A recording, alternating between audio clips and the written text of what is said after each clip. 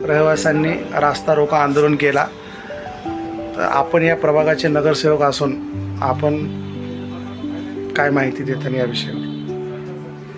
खरं तर संग्रामनगरचं जे नाला आहे याची स्वच्छतेसाठी मी 4 महिन्यापासून हे काम करत आहे। मी निवडून आल्यानंतर दुसऱ्या दिवशीच त्या नाल्याला भेट दिली असताना मला जे काही आढळून आले त्या अनुषंगाने मी असेल, दिनेश भगत असेल, आम्ही त्या स्वच्छतेसाठी तत्पर आहात। आम्ही वारंवार तिथं जाऊन त्या लोकांची जे अडीअडचणी आहे ते सोडवण्याचा प्रयत्न करतात।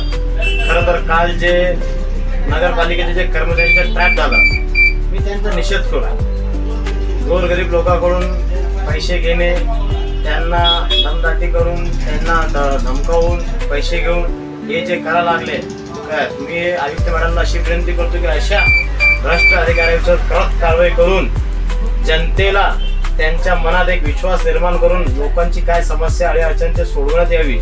मी स्वतः सोमवारी मॅडमसोबत बसून जालन्यातलं जे संग्रामनगरचा जे नाला आहे, लोधी महिन्यातला नाला आहे, राजमहल टाकी परिसरातला नाला आहे, त्यांची सविच्छेते मोहीम राबवून आणि त्या नाल्याला विस्तारण पूर्ण करण्याचं काम आता आम्ही त्याचा ठराव मांडून घेतलेला आहे।